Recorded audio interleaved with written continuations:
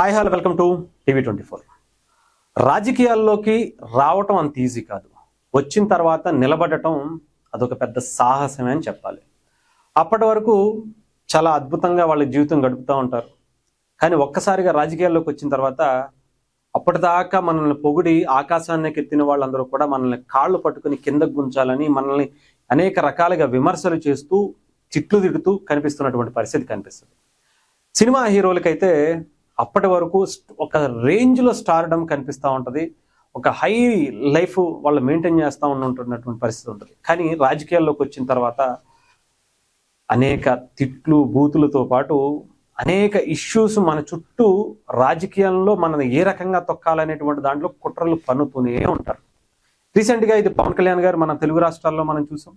అంతకుముందు రామారావు గారు కావచ్చు, తమిళనాడులో ఎంజీఆర్ గారు కావచ్చు, జయలలిత గారు కావచ్చు, వీళ్ళందరి గురించి కూడా మనం చూసాం. ఇప్పుడు ఇక్కడ ఆంధ్రప్రదేశ్లో పవన్ కళ్యాణ్ గారు ఆయన రాజకీయాల్లోకి వచ్చిన తర్వాత జనసేన పార్టీ పెట్టిన తర్వాత, అంతకుముందు చిరంజీవి గారు పెట్టినా ఆయన మీద ఎలాంటి కుట్రలు చేశారో మనం చూసాం.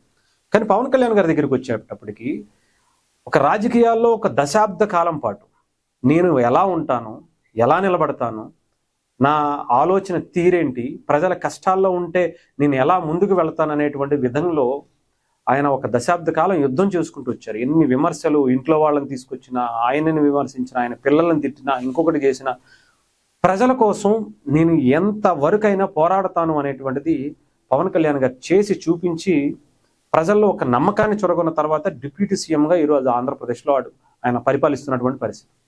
అయితే ఇప్పుడు తమిళనాడుకి సంబంధించినటువంటి టీవీకే అధ్యక్షుడు తలపతి విజయ్ గారు కూడా ఇదే పరిస్థితులు అయితే కనిపిస్తున్నటువంటి పరిస్థితి అయితే కనిపిస్తూ ఉంది.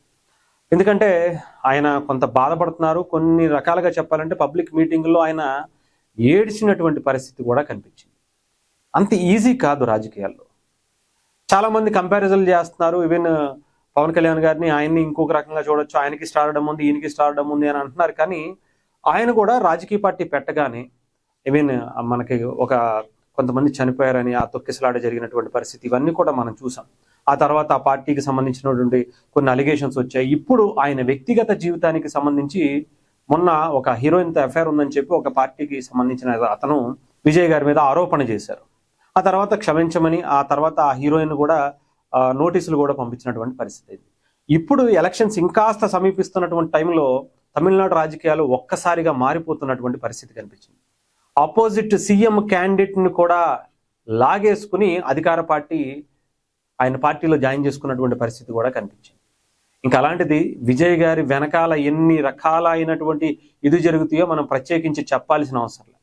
అక్కడ అధికార పార్టీ, ప్రతిపక్ష పార్టీ, నేషనల్ పార్టీలు, అలాగే కొత్తగా వచ్చినటువంటి విజయ్ గారి పార్టీ కూడా చాలా పెద్ద పరిస్థితులు ఎదుర్కొనేటువంటి పరిస్థితి అయితే కనిపిస్తుంది. విజయ్ గారికి సంబంధించి విజయ్ గారి భార్య కూడా ఇప్పుడు కోర్టు మెట్లెక్కినటువంటి పరిస్థితి. ఆమె సంగీత స్వర్ణలింగం.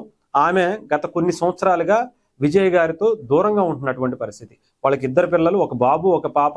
పాపని తీసుకుని ఆమె సపరేట్గా ఉంటున్నారు, బాబుని తీసుకుని ఆయన మాత్రం సపరేట్గా ఉంటున్నారు. ఒక హీరోయిన్తో ఎఫైర్ ఉంది అని చెప్పి ఆమె బయటకు వచ్చి చెప్తున్నటువంటిది ఒకసారి మీకు చదివి వినిపిస్తాను.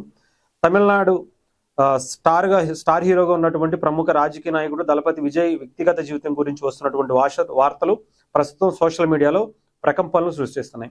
ఆయన భార్య సంగీత స్వర్ణలింగం విడాకుల కోసం కోర్టును ఆశ్రయించారు. ఇందులో విజయ్పై సంచలన ఆరోపణలు చేసినట్లు వైరల్ అవుతున్నటువంటి వార్తలు.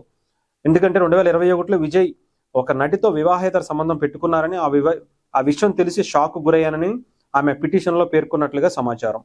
ఈ సంబంధాన్ని వెంటనే ముగిస్తానని చెప్పి అప్పట్లో విజయ్ ఆమెకు హామీ కూడా ఇచ్చారట భార్యతో. అయినా కూడా అది కంటిన్యూ చేయడంతో ఆమె మనస్తాపానికి గురై సపరేట్గా ఉంటున్నారట. ఆ తర్వాత ఇదే విషయం కోర్టుకి సంబంధించి కోర్టు ముందు కూడా పెట్టారట. కోర్టులో కూడా ఇదే ఆమె ప్రస్తావించిందట. దీన్ని ముందు తీసుకొచ్చి అంటే వీళ్ళు ఇంకా ఇదే కొనసాగిస్తూ ఉన్నారు. ఒక పెళ్ళైన తర్వాత ఇద్దరు పిల్లలు ఉన్న తర్వాత వేరే మహిళతో ఇలా ఉండటం ఏంటి అని చెప్పి నాకు ఇలాంటి వ్యక్తితో నాకు వద్దు అని చెప్పి విడాకులు కోరినట్టుగా తెలుస్తోంది. దీనికి సంబంధించి విజయ్ గారి టీం ఇప్పటికే బయటకు వచ్చి అధికారిక ప్రకటనలు కూడా చేస్తారన్నారు అన్నట్టుగా కూడా తెలుస్తున్నటువంటి పరిస్థితి అయితే ఉంది. ఎందుకంటే రాజకీయాల్లో ఉన్నారు. ప్రస్తుతానికి తమిళనాడు ఎలక్షన్స్ కూడా దగ్గరికి వస్తున్నటువంటి పరిస్థితి ఉంది. దీంట్లో ఆయన టీం కావచ్చు, ఆయన కావచ్చు బయటకు వచ్చి మాట్లాడాల్సినటువంటి పరిస్థితి కూడా ఉంది. ఎందుకంటే ఆయన భార్యే బయటకు వచ్చి నా భర్తతో వేరే అక్రమ సంబంధం పెట్టుకున్నారు. ఒక హీరోయిన్తో అవసరమైతే ఆ హీరోయిన్ పేరు కూడా నేను బయటకు చెప్తాను, నా దగ్గర సాక్ష్యాధారాలతో సహా నా దగ్గర ఉన్నాయి అని చెప్పి కోర్టుకు మెట్లెక్కినటువంటి పరిస్థితి కూడా కనిపిస్తూ ఉంది.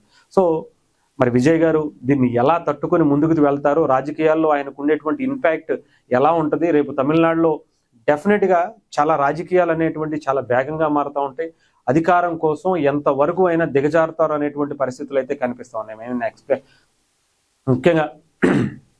ముఖ్యంగా మన ఆంధ్రప్రదేశ్ రాజకీయాల్లో చూసుకుంటే పవన్ కళ్యాణ్ గారిని ఎలాంటి బయటికి ఎక్కడా కూడా కోర్టుకు వచ్చి బయటకు వచ్చి కంప్లీట్ గా ఆ నటితో ఉన్నాయని ఈ నటితో ఉన్నాయని పవన్ కళ్యాణ్ గారి భార్యలు ఎవరూ కూడా బయటకు వచ్చి రోడ్డెక్కినటువంటి పరిస్థితి లేదు. పలానా వ్యక్తులకు దయచేసి మాకు వచ్చి సహాయం చేయండి, నాకు న్యాయం చేయండి అని చెప్పి ఎవరు అడిగింది కూడా లేదు. అయినా కూడా ఆయన జీవితంలో ఆయన వ్యక్తిగత జీవితానికి సంబంధించి వీళ్ళని ముడిపెట్టి అదిగో నువ్వు వాళ్ళకి ఇచ్చావు, నువ్వు వీళ్ళకి విడాకులు ఇచ్చావు, అది ఇదని చెప్పి నానా రచ్చ చేసుకుంటూ కూర్చున్నటువంటి పరిస్థితి. కానీ ఇక్కడ ఆమె స్వయంగా బయటకు వచ్చి ఆయన మీద ఆరోపణలు చేస్తూ విడాకులు కావాలనేటువంటిది ఇన్ని సంవత్సరాలు, దాదాపు ఒక 5 నుంచి 10 సంవత్సరాలు వాళ్ళిద్దరు వేరువేరుగా ఉంటున్నటువంటి ఈ టైంలో ఇప్పటి వరకు ఎందుకు ఆగారు? ఇప్పుడే ఎందుకు బయటకు వచ్చారు? ఎలక్షన్స్ లో పోటీ చేయాలనేటువంటి ఆలోచన వచ్చి రాజకీయ పార్టీ పెట్టిన తర్వాత ఇప్పుడే, అది కూడా ఎలక్షన్స్ సమీపిస్తున్నటువంటి ఈ టైంలో, ఇప్పటికే ఆయన పార్టీ పెట్టి సంవత్సరం దాటిపోయింది. సంవత్సరం దాటిన తర్వాత ఇప్పుడు బయటకు వచ్చి ఆయన మీద విమర్శలు చేయటం, కోర్టు మెట్లు ఎక్కటం, ఇప్పుడు విడాకులు కోరటం అనేది కూడా కొంచెం సంచలనం అనేది చెప్పాలి. ఆమె వెనకాల ఎవరన్నా ఉన్నారా?